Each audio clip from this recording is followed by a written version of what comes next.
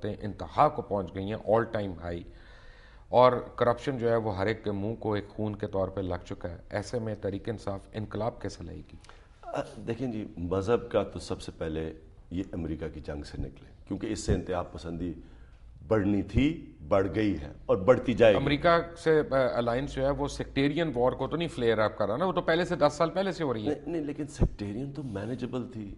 یہ تو ہماری اسٹیبلشمنٹ نے یہاں گند کیا پکڑ کے افغان وار کے بعد لوگوں کو. آج کل آپ قریب ہیں اسٹیبلشمنٹ کے، ان کو سمجھا لیں.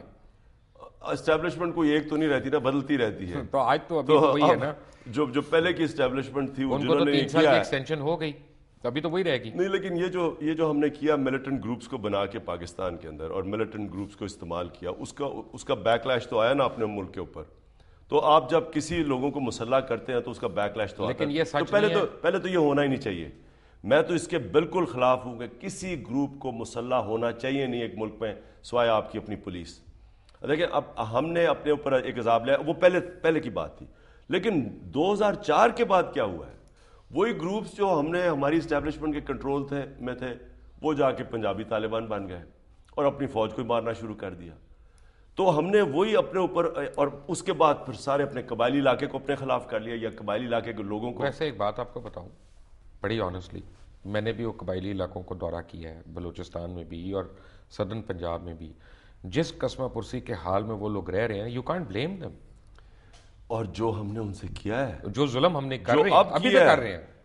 وزیرستان میں 4 لاکھ لوگ ابھی تک بے گھر بیٹھے ہیں، اور ان کا کوئی پوچھ نہیں رہا کہ ان کے کھانے پینے کے لیے کیا وہ گزارا. تو پرابلم یہ ہے. میں صرف کہہ رہا ہوں کہ دیکھیں نا، آپ کہتے ہیں نا کہ کیسے ٹھیک ہوگا. سب سے پہلے تو امریکہ کی جنگ سے نکلے ان کو، اور ان سے وہ تیار ہیں، ان سے بات چیت ہو، انہیں پتہ ہے کہ وہ پھنس گئے ہیں. ان کو بھی وہاں سے نکالیں، انہیں کہیں کہ ہم آپ کی مدد کرتے ہیں افغانستان سے نکلنے کے لیے، اور خود تو اس جنگ سے، اس پاگل پن سے نکلیں.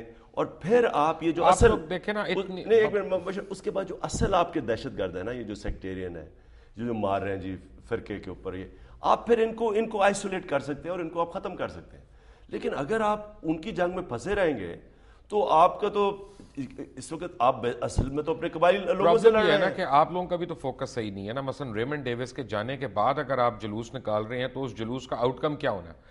اگر آپ کو اتنا پرابلم تھا تو آپ جاتے نا سپریم کورٹ میں ایک ریٹ کرتے کہ یہ اس کو غلط نکالا گیا ہے، اور اتھارٹیز کو لاتے سامنے. دیکھیں نا، ریمنڈ ڈیوس کا تو ایک کیس ایسا خوفناک کیس ہے جس نے سب کو کوئی خوفناک نہیں ہے خان صاحب، سب کو ایکسپوز کر دیا. کوئی خوفناک نہیں ہے. ہم سارے ایکسپوز تھے پہلے بھی. ہم نے 2 ہفتے پہلے کہنا شروع ہو گیا تھا کہ کیا ہونا ہے ابھی. اس وقت نہیں پتا چل رہا. میچ فکس تھا. میچ فکسنگ تو خیر واضح ہو گئی کہ سارے پلیئرز کو پتا تھا کیا ہونا ہے. پہلے سے جہاز آ گیا تھا، تھے نہیں، اور پہلے سے جہاز پہنچ گیا تھا، اور سب کو پتا تھا کہ جہاز میں جناب وہ سارا ڈیوس سے جانا تھا، اور سارے ملے ہوئے تھے بیچ میں. آپ یہ دیکھیں کہ اس کے پرچے پہ صرف 302 کا مقدمہ ہے، باقی اسلحے کا، غیر قانونی پوزیشن کا، جاسوسی کا کسی کا مقدمہ درج ہی نہیں ہے. اصل تو مقدمہ تھا ہی جاسوسی. ہاں. اور میں بڑا وہ غصے ہو رہے ہیں پنجاب والے، ان کے انٹلیکچوئلز. جب میں انٹلیکچوئلز پہ بھی حیران ہوں کہ کہتے ہیں جی دیکھیں نا ہمارا کیا قصور تھا، ہم کیا کرتے جی، ہم دیکھیں نا وہ لے گئے اس کو. یہ آپ پرویز رشید کی نقل اتار رہے ہیں، اچھی بات نہیں ہے. میں آپ سے کہہ رہا ہوں اچھا جی، میں یہ پروسیکیوشن کس کی تھی؟ پروسیکیوشن ان کی تھی. بس سارے باہر کے اخباروں میں، سارے باہر کے گارڈین میں آپ پڑھ لیں، انہوں نے کہا اس کو جاسوس تھا. تو جاسوسی کا آپ کا پروسیکیوٹر نے مقدمہ کیا ہی نہیں، تو پھر کہہ رہے جی ہم کیا کریں جی، وہ نکل گیا وہاں سے اور انہوں نے پیسے لے لیے. دیکھیں اصل میں اس میں سب ملوث تھے، صرف پنجاب حکومت نہیں تھی، سینٹر بھی تھا. بعد میں جلوس نکالنے کا کیا فائدہ؟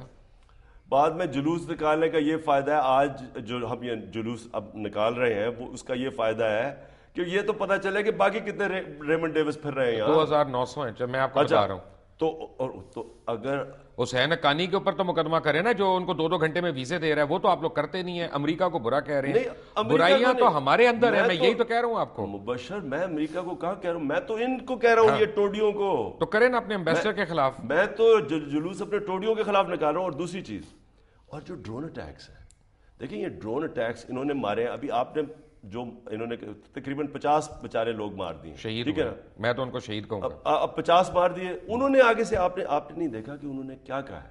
انہوں نے جہاد ڈکلیئر کر دیا امریکہ کے خلاف. اچھا کیا. اچھا، اب کوئی غلط نہیں کیا. نہیں، وہ کیا تو اچھا ہے، لیکن وہ مرے گا کون؟ وہ پاکستانی فوجی کو ماریں گے.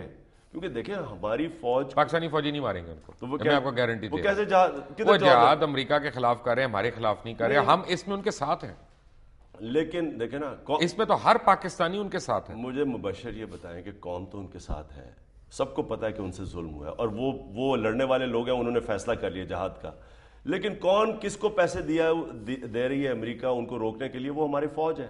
اب میں صرف کہہ رہا ہوں کہ مرے گا کون؟ یا پاکستانی فوج ہی مرے گا کیونکہ وہ روکیں گے ان کو، یا وہ آ کے خودکش حملے کریں گے ہمارے شہروں میں۔ تو ہمارا جو ڈیمونسٹریشنز ہیں وہ اصل میں ہے ڈرون اٹیکس کے خلاف بھی۔ ریمنڈ ڈیوسز کتنے پھر رہے ہیں اور ڈرون اٹیکس، کیونکہ مر رہا تو پاکستانی ہے اس میں۔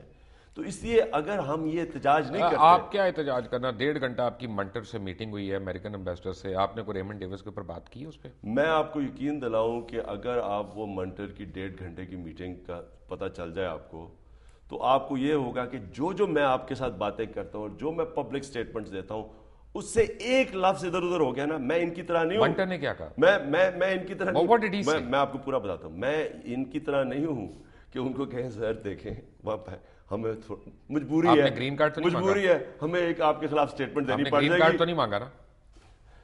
میں آپ کو یہ بتاؤں کہ منٹر سے میں نے جو موٹی بات کی، ایک کہ یہ وار ان کی یہ ہار چکے ہیں، کاؤنٹر پروڈکٹیو ہے، کیونکہ یہ ہارٹس اینڈ مائنڈز کی جنگ ہار چکے ہیں اور اینٹی امریکنزم بڑھ رہی ہے۔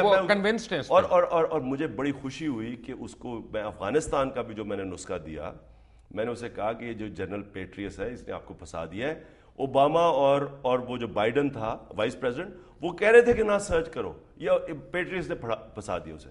اور دوسری چیز میں نے اسے کہی کہ اب یہ خدا کے واسطے پتلے پالنے ختم کرو، یہ جو تم پپٹ شو کر دیتے ہو نا، یہاں جو مڈل ایسٹ میں آپ کے پتلوں کے خلاف کھڑے ہو گئے نا لوگ، یہاں جو آپ نے پتلا پال دیا ہے، اب کیا اس کا فائدہ ہے کہ وہ اس کا ساری نفرت آپ کے اوپر آ رہی ہے، نہ وہ ڈیلیور کر سکتا ہے آپ کو، نہ وہ امن کر سکتا ہے، آپ بھی پھنس گئے۔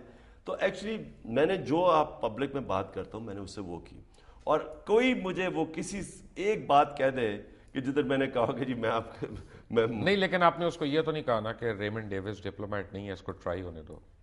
میں نے اسے کہا، اور میرے ایگزیکٹ ورڈز ہیں، میں نے اسے کہا کہ جو لال مسجد سے اس ملک میں ایک نفرت کی لہر دوڑی تھی، مشرف جو کافلی مانتی ہے کہ الیکشن ہارے تھے لال مسجد کی، میں نے کہا یہ اتنا ہی بڑا حادثہ ہوا ہے ریمنڈ ڈیوس کا، اس سے جتنی اینٹی امریکنزم بڑھی ہے اور اس سے آپ کے خلاف دہشت گردی بڑھے گی۔ منٹر نے کیا کہا؟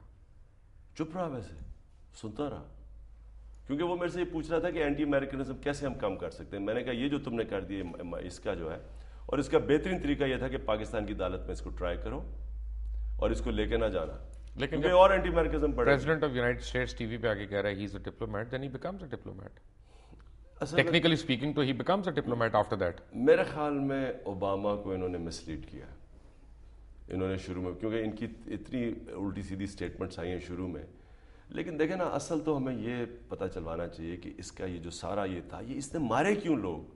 اب یہ ہمیں پتہ ہی نہیں چلے گا کہ کیا گیم تھی پیچھے، وہ کیا کر رہا تھا۔ اگر ہیئرنگ ہو جاتی ہے ہمیں پتہ چلتا ہے کہ مسجدوں میں جو بم پھٹ رہے ہیں، یہ جو لوگ مارے جا رہے ہیں، یہ کیا اس کے پیچھے کون ہے؟ ایوب خان سے لے کے ابھی تک جتنی بھی انقلاب کی کالز آئی ہیں، اس کے بعد مزید افراتفری مچی ہے، حالات پہلے سے زیادہ خراب ہوئے ہیں۔ عمران خان کا انقلاب کیسے ڈفرینٹ ہوگا؟ when we come back from a break we'll ask him. Take a break.